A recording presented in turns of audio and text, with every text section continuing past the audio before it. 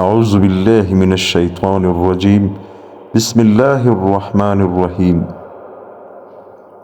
دوستو، حاضر ہوتے ہیں حضرت لوط علیہ السلام کے واقعے کے ساتھ۔ آپ کا ذکر قرآن پاک میں بہت سے مقامات پر آیا ہے۔ حضرت لوط علیہ السلام حضرت ابراہیم علیہ السلام کے بھتیجے تھے۔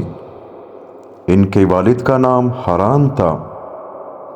حضرت لوط علیہ السلام بچپن سے حضرت ابراہیم علیہ السلام کے زیر سایہ رہے ہیں، اور یہی ان کی نشو و نما ہوئی تھی۔ اسی لیے حضرت سارہ اور لوط علیہ السلام حضرت ابراہیم علیہ السلام کی ملت کو سب سے پہلے تسلیم کر چکے تھے۔ پروردگار عالم نے ارشاد فرمایا، پس ایمان لایا ابراہیم کے دین پر لوط، اور کہا ابراہیم نے میں ہجرت کرنے والا ہوں اپنے رب کی طرف۔ لوط علیہ السلام اور بی بی سارہ ابراہیم علیہ السلام کی ہجرتوں میں ہمیشہ ساتھ رہے ہیں، اور جس وقت ابراہیم علیہ السلام مصر میں تھے پھر بھی یہ دونوں ساتھ تھے۔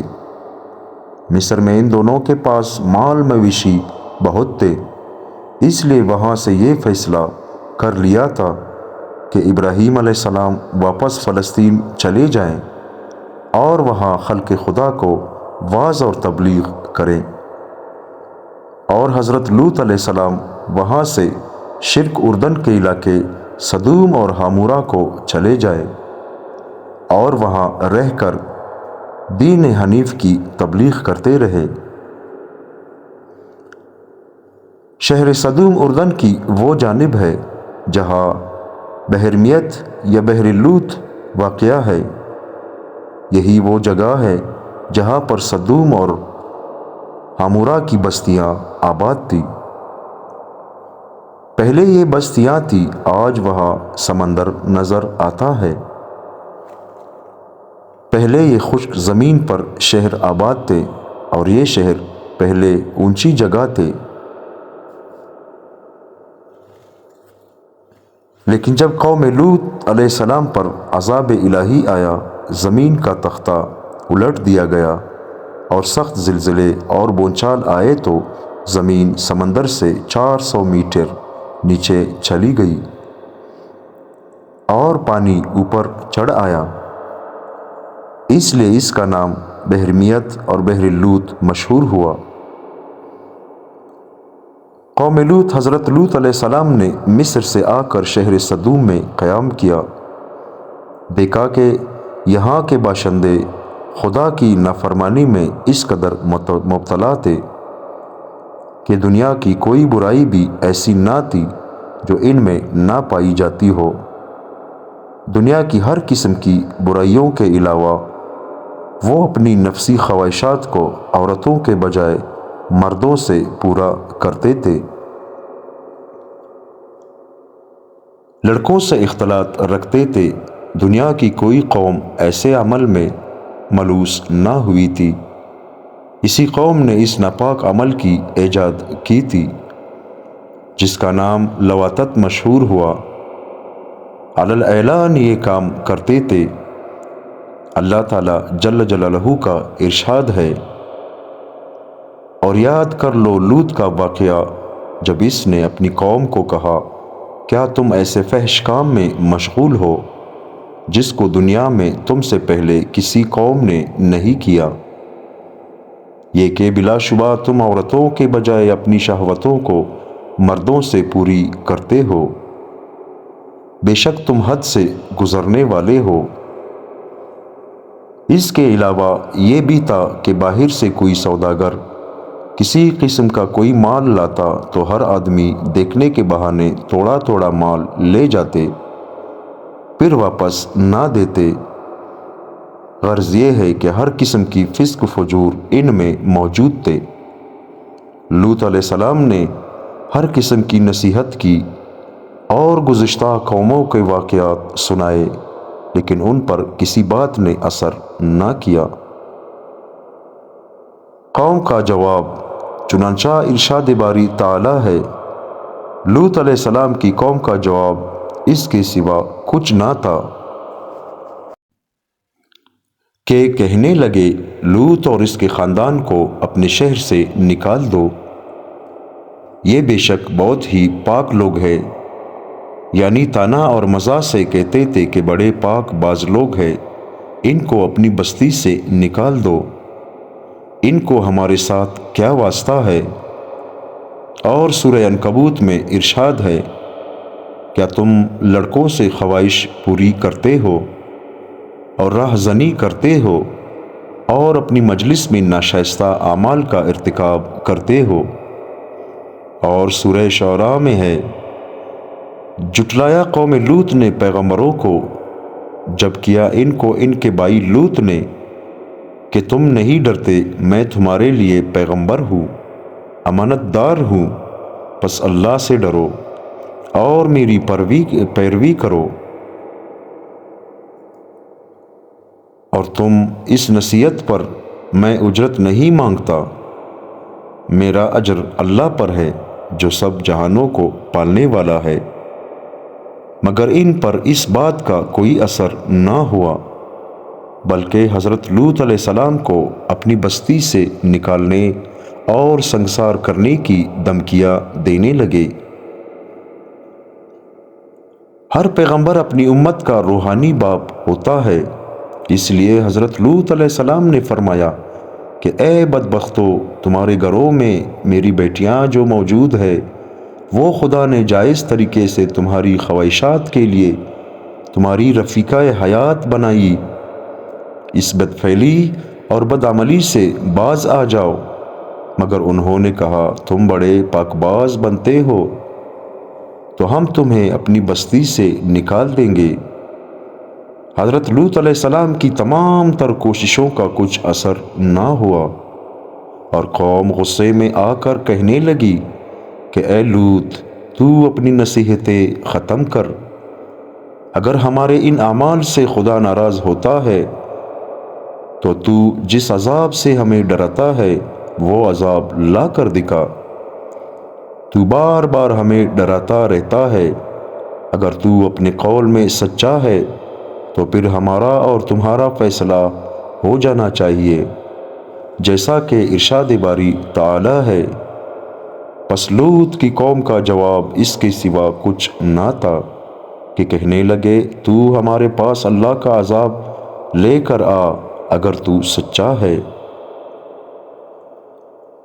ادھر یہ ہو رہا تھا، ادھر حضرت ابراہیم علیہ السلام جنگل میں سیر کر رہے تھے۔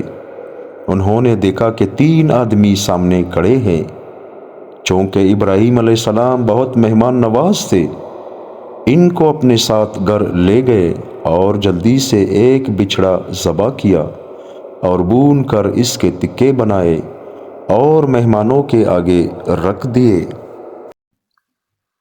جب انہوں نے کھانے سے انکار کر دیا تو حضرت ابراہیم علیہ السلام سمجھے کہ یہ کوئی دشمن ہے، دل میں کچھ پریشان ہو گئے۔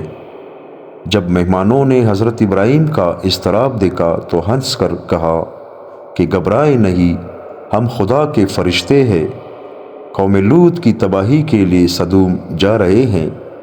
ابراہیم علیہ السلام نے دل کی رقت کے ساتھ فرشتوں سے کہا کہ وہاں لوط علیہ السلام اور ان کا اہل و عیال ہے، جیسا کہ ارشاد ہے۔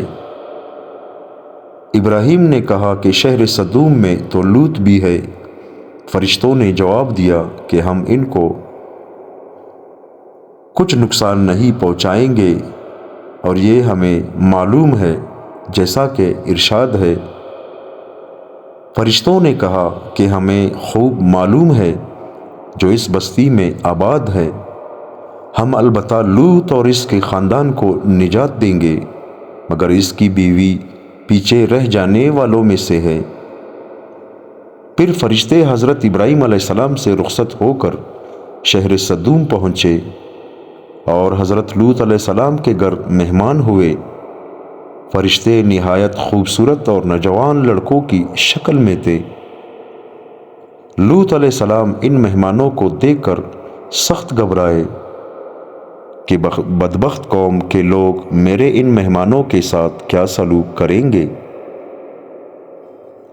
حضرت لوط علیہ السلام اسی غم میں تھے کہ لوگوں کو پتہ چل گیا اور لوط علیہ السلام کے گھر پر دوڑ آئے اور مطالبہ کرنے لگے۔ فرمایا کہ تم میں کوئی سمجھدار آدمی نہیں، جیسا کہ ارشاد ہے، کیا تم میں کوئی بلا آدمی نہیں؟ تم کیوں اس لغت میں گرفتار ہو اور اپنی خواہشات کے ایفا میں فطری طریقہ عمل کو چھوڑ کر اور حلال طریقے سے عورتوں کو چھوڑ کر اس بدفعلی میں لگے ہوئے ہو؟ حضرت لوط علیہ السلام نے بڑے افسوس سے کہا کہ آج میرے پاس طاقت ہوتی تو میں تم سے پورا مقابلہ کرتا۔ حضرت لوط علیہ السلام کا فرمان پروردگار عالم نے قرآن کریم میں بیان فرمایا، چنانچہ ارشاد ہے، یعنی یہ میری بیٹیاں ہیں اگر تم کرنے والے ہو۔ لوط علیہ السلام کا مطلب یہ تھا کہ اے بدبختو، تمہارے گھروں میں جو میری لڑکیاں ہیں وہ جائز طریقے سے تمہارے لیے پاکیزہ ہے۔ اعوذ باللہ، یہ مقصد قطعاً نہ تھا کہ وہ اپنی سلبی پاکیزہ لڑکیاں ان ملعونوں حبشیوں کو پیش فرما رہے تھے۔ ہر پیغمبر اپنی امت کا روحانی باپ ہوتا ہے۔ ان مہمانوں کے بارے میں حضرت لوط علیہ السلام سخت پریشان تھے، اور اسی پریشانی کی حالت میں یہ قول بھی ان سے صادر ہوا، کاش آج میرے لیے تمہارے مقابلے کی قوت ہوتی یا پناہ ملتی کسی زبردست قوت کی۔ اور سورہ تحریم میں بھی لوط علیہ السلام اور نوح علیہ السلام کی بیویوں کا ذکر ہے، اور سورہ شعراء میں ارشاد ہے، پھر بچا دیا ہم نے اس کو یعنی لوط علیہ السلام کو اور اس کے گھر والوں کو، سب کو مگر ایک بڑیا رہنے والوں میں سے ہوئی۔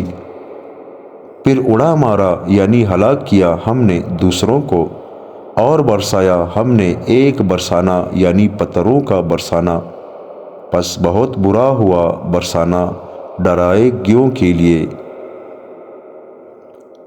تورات میں ہے کہ حضرت لوط علیہ السلام اپنے خاندان سمیت سدوم سے ہجرت کر کے زوغر یا زغر کی بستی میں چلے گئے، جو سدوم سے قریب تھی۔ آفتاب نکلنے کے بعد جب انہوں نے سدوم کی طرف دیکھا تو وہاں ہلاکت بربادی کے سوا کچھ نہ تھا۔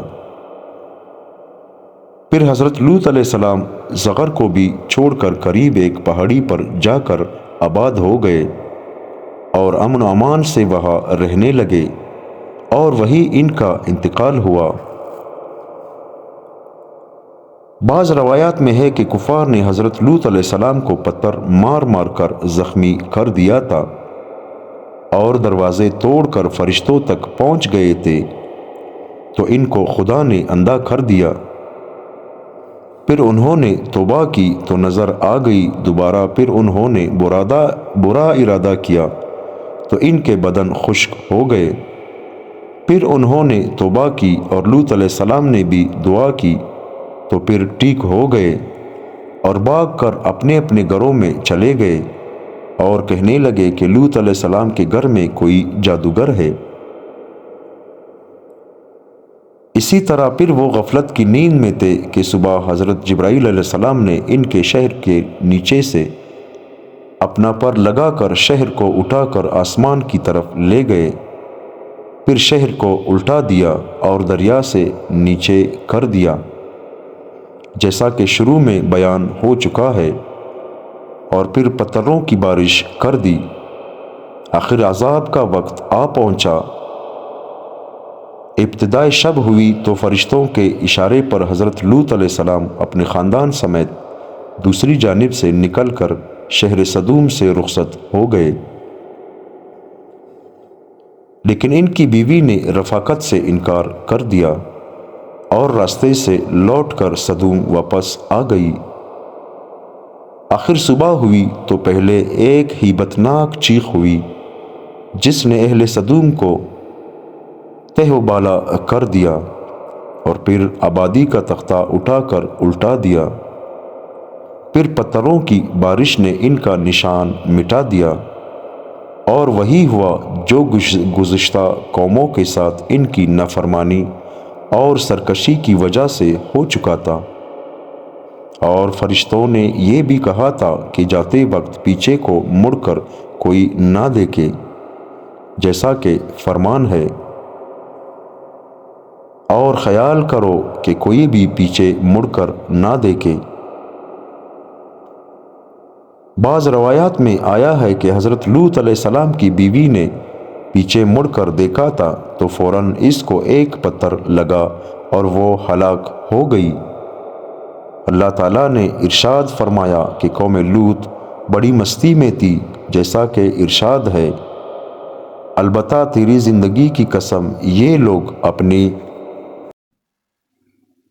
بدمستیوں میں کھو گئے ہیں، تمہاری باتیں ماننے والے نہیں۔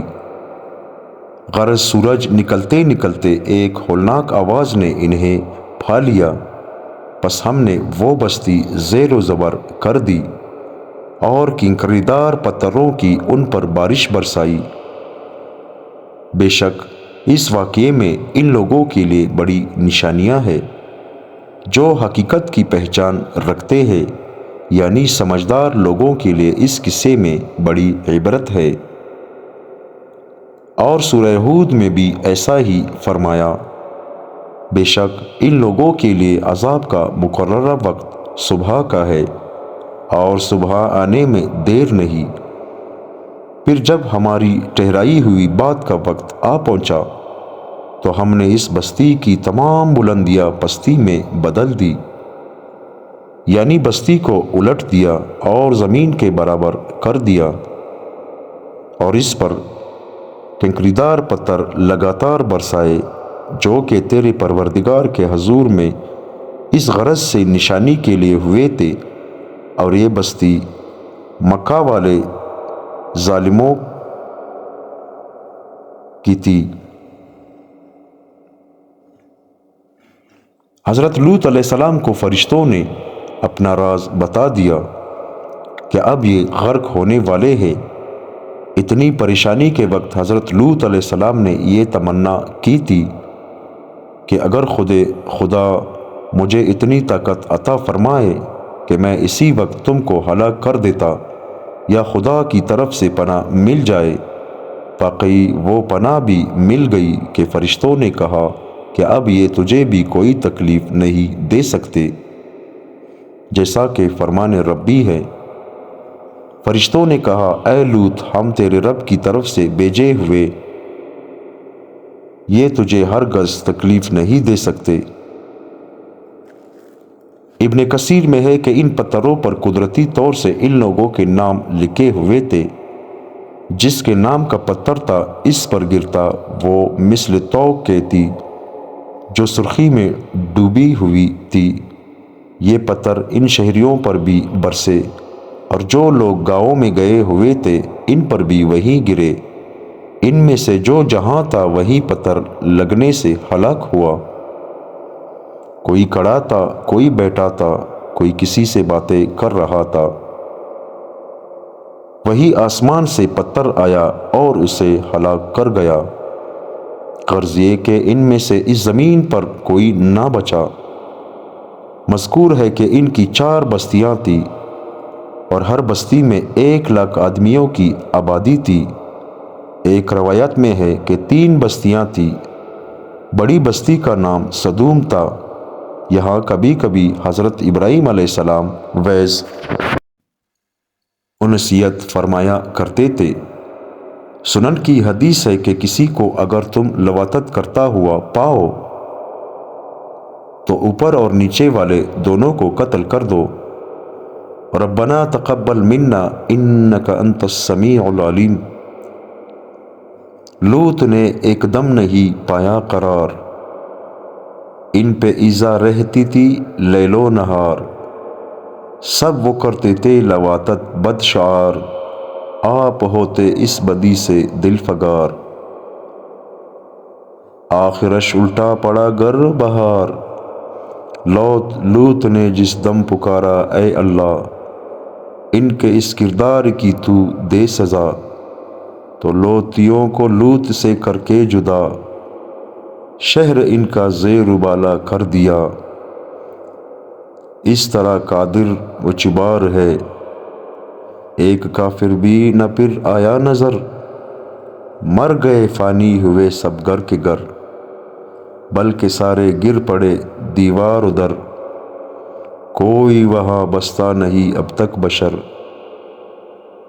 بچ گئے مومن خدا غفار ہے، ہر نبی و ہر ولی سے اشقیا، بحث کرتے آئے اب تک صدا، جو ہے سمجھاتا انہیں راہ خدا، ان کے دشمن ہوتے ہیں وہ بے حیا، رنج سہنا سنت ابرار ہے۔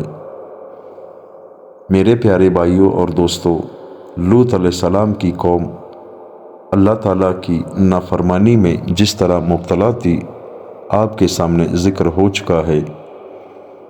اللہ تعالیٰ ہم سب کو عمل کرنے کی توفیق عطا فرمائے، اور اللہ تعالیٰ ہمیں اپنے نبی حضرت محمد صلی اللہ علیہ وآلہ وسلم کے طریقوں پر زندگی گزارنے کی توفیق عطا فرمائے۔ آمین ثم آمین۔